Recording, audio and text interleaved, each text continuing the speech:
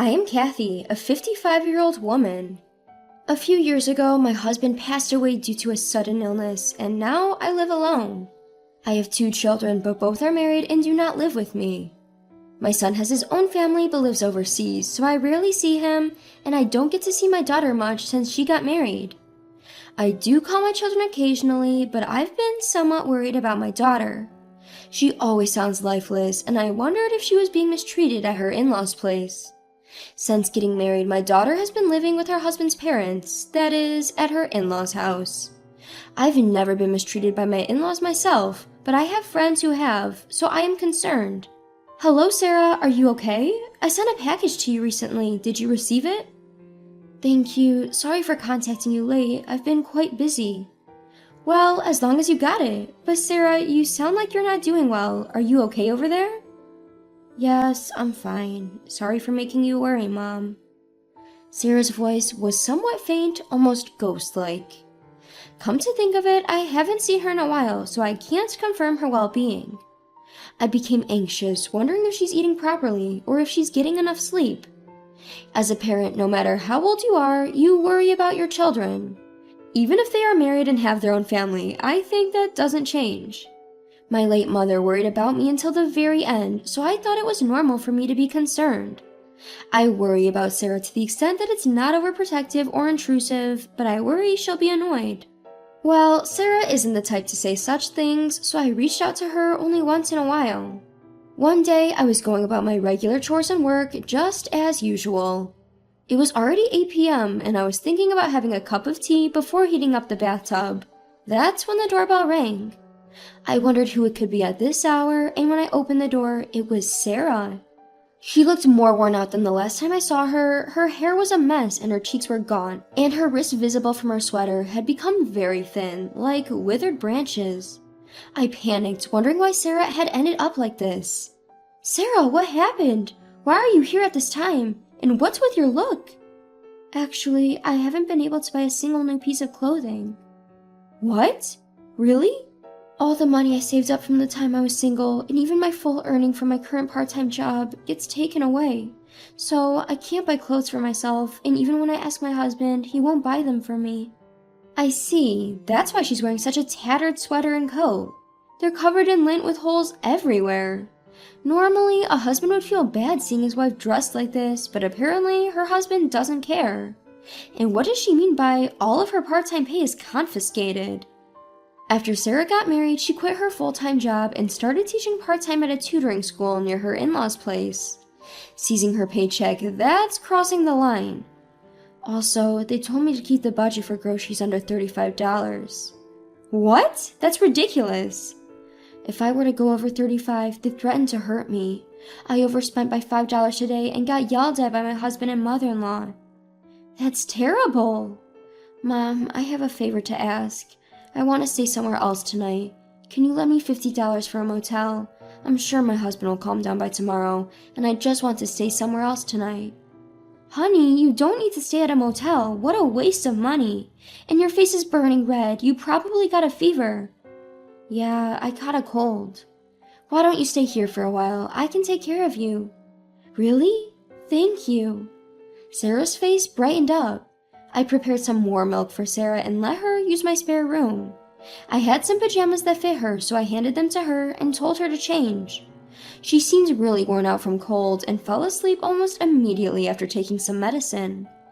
Well, it's a relief that it's nothing too serious, but why did it have to come down to this? Kathy said she would get in trouble if she didn't keep their monthly grocery expense under $35, but that's impossible. They're not farmers. They can't grow and get their own vegetables and fruits to keep their budget that low. It made me wonder if they had some sense of basic living expenses. With inflation, prices of goods have been rising, and there's no way $35 is enough for Sarah, her husband, and her in-laws. I trembled with rage thinking about their unreasonable demands and the fact that they're confiscating all of Sarah's part-time pay. The next morning, Sarah got up looking sluggish, but her fever seemed to have gone down a bit. I made her see a doctor just in case, but it turned out to be a common cold. I was relieved it wasn't anything serious. Well, at least it's just a cold, not some troublesome disease. Yeah, there's been a flu going around recently too. But why did they start confiscating your part-time pay? Actually, my mother-in-law keeps insisting that she needs money. Huh? At first, she said she didn't have enough funds for retirement, giving several reasons, but something feels off. Packages of huge boxes are constantly being delivered to our house, and she doesn't show me what's inside. What? I'm starting to suspect that she's buying something suspicious. She told me it's for her retirement, but I think she's lying. That's concerning. I too started to think that Sarah's mother-in-law, Sabrina, must be buying something sketchy. Sarah hasn't seen what's inside these frequently delivered packages, but she says they're definitely suspicious. They arrive in abundance from overseas, so I guess her part-time earnings are being spent on that. Taking Kathy's part-time wages to buy whatever she wants is truly wicked. What in the world is her in-laws buying in such quantities anyway? I started to feel scared. Then one day, I decided to go out for some tea with my friend. Sarah recovered from her cold, so she said she was just going to relax at home and read a book. After having tea with my friend, I decided to report my daughter's situation to the police. Then, about 2 hours later, Sarah's in-laws showed up. Sarah's husband was away on a business trip abroad, but the expressions on his parents' face were demonic. Sarah's mother-in-law, Sabrina, turned beet red, while her father-in-law, Robert, glared. "You're the one who reported us to the police, aren't you?" "Yes, that's correct." "I'm sure Sarah must have secretly looked into the packages and told you about it, right, honey?"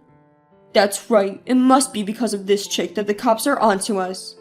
"No, my daughter said she didn't look inside."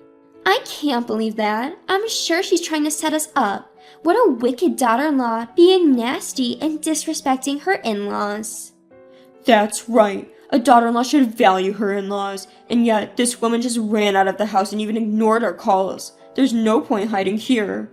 "But I had no idea what my husband would do to me if I didn't run away." "What? You're blaming our son now? It's your fault for overspending on groceries. Stop with the excuses."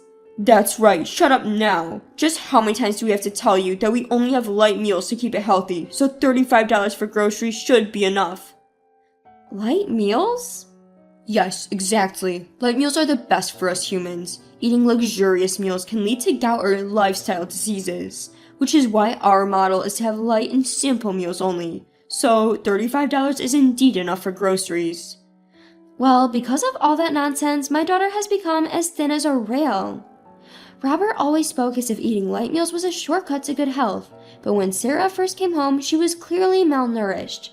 Her shiny hair was now dry, so was her face, and her skin was peeling off. What's worse, she was so skinny that she looked like a skeleton. She might have gained a little weight now, but no one can possibly gain 20 pounds in a month, no matter how hard they try. Sure, there might be some who can, but Sarah isn't a big eater, so she probably only gains about 5 pounds max. And yet, she's wasting $35 like that. She's such an incompetent daughter-in-law. Have you ever taught her how to manage household expenses? This tells a lot about the way you raised her. Oh, look who's talking. What did you say? Well, all that talk about light meals is just a lie, isn't it? You two have been secretly feasting on good food, haven't you? Well... A friend of mine mentioned that she saw you guys shopping for expensive ingredients at the upscale supermarket Whole Foods. That's... And apparently you were also buying quality liqueur. Were you hiding it to drink somewhere else? Well, that's... They were clearly taken aback, looking rather flustered. Sweat was trickling down their faces, and they were huffing and puffing as they wiped it off. So, what's your point? Reporting us to the police just because we secretly enjoy good food without our daughter-in-law? Have you lost your mind, Kathy? Haha. Exactly. It's not a big deal, right? We also want to spoil ourselves once in a while. We've been eating simple and light meals for so long. Oh, is that so? But I suppose all this luxury is thanks to the money you've made through your sketchy business. What? Huh? Don't you guys sell Japanese pharmaceutical products on eBay? About that... It seems that it's against the site's policy for individuals to sell pharmaceutical products. I don't really use online flea markets much, so I wasn't aware, but isn't that against the Pharmaceutical Affairs Law? Well, So I decided to report it. It seems you were selling stuff like Dream Diet Pills. But how do you know? Oh, that friend of mine was almost sold to get your products. She's a bit chubby, and when she was walking down the street, she ran into you and got asked to try the Dream Diet Pills and to buy them from your online store. Oh, that time. My friend is indeed a bit chubby, but she was offended that someone even more overweight would say something like that to her, haha. Well, Sabrina, you are indeed quite huge, so... What? What do you mean? Where am I huge? My body's glamorous. Huh, glamorous. Also, Robert, you've got a bit of a belly too. You must be eating and drinking some pretty good stuff. Using our daughter's part-time earnings to buy luxurious produce at the supermarket and profiting off your diet pills to eat even better. This is not fat, it's all muscles. Huh? I got that hard tight six-pack, right dear? Yes, that's right. Robert is definitely not overweight, and I still turn heads because I have a nice body too, haha. Sabrina snorted and bragged how she was still considered a good-looking lady. She was very confident in herself, wearing a tight miniskirt. Even in the middle of winter, she didn't wear stockings. I wondered if her bare legs got cold. At that moment, the daughter spoke. Well, you use that glamorous body of yours to get guys, right? Haha. Huh? The other day, I went to the doctor because I had a cold. There was an OBGYN next door, and I saw you going in with a young man, haha. Hey, that? There's a reason for that. Do you mean in your 50s you've had a child with a young man, or did you catch a disease? Oh my. That's not it, shut up. You even got that far with some random guy. Are you pregnant or sick? Which is it? I'm sick. What the hell? No wonder I've been feeling off. It's your fault. I'm sorry, I was just with him for fun. It's not my fault, the guy just wouldn't leave me. Huh, you seem to be having a great time. You guys even looked like a sweet couple, holding hands and going into the hospital. And it was you who was all excited, talking about, let's go dine at a restaurant after this, and we'll go on a Ferris wheel too, haha. Shush, don't talk any more than this. I cannot forgive you for using all of my earnings and the fact that you guys were eating great outside home. Also reselling the contents of that strange package, breaking the law, terrible. Well, needless to say, having an affair is awful too, haha. Ah! Sabrina, everything's ruined because of you. Huh, father-in-law, you were selling stuff out too. I know you guys were being sneaky, staying up at night. No, I was only running a business. I wasn't having an affair. I'm clearly innocent. No, what are you talking about? You've been a criminal since the moment you violated the law. You're far from innocent. My daughter has grown tougher now and took a firm stand against them. Sabrina was sobbing uncontrollably and Robert kept yelling. It was a disaster. Even though we were in our house, they were so loud that our neighbors came out and it turned into a gawking spectacle.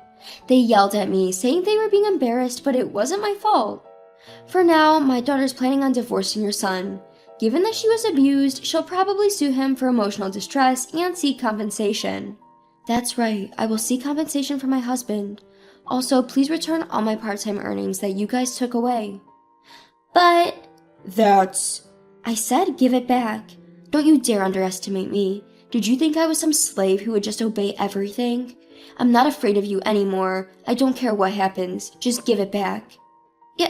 Yes, I'm sorry. I was wrong. I apologize. Our usually soft-spoken daughter raised her voice, causing them to hastily bow down an apology. It seemed as if we were bullying them, and I wished my daughter would stop yelling at them, but I guess it serves them right after all. In the end, they were penalized for their crimes, it seems. Later, Sabrina and Robert got divorced, but it turns out Sabrina had not only contracted a disease, but was also pregnant in her 50s. Even I was taken aback by this. She of course had to pay alimony to Robert. Since then, Sabrina planned on starting over with her lover, but got abandoned by him. Even when I heard this, she meant nothing to me, so I didn't care at all. My daughter also got divorced and receives compensation from her ex-husband. My daughter didn't have children yet, so I thought it was good that she was able to divorce before having any. Rumors spread in our neighborhood that my daughter ran away after she was mistreated by her husband. It seems that the rumor also got to his workplace. From what I've heard, it became uncomfortable to stay at his workplace, so he resigned on his own. I don't know what happened to him after that, but he's probably staying with his father, Robert. I am now living together with my daughter, but we are not financially struggling. My daughter works as an online tutor, and I have been working from home for a while now, so we make a decent living. My daughter has been putting on some weight and getting healthier. Seeing this, I am truly relieved.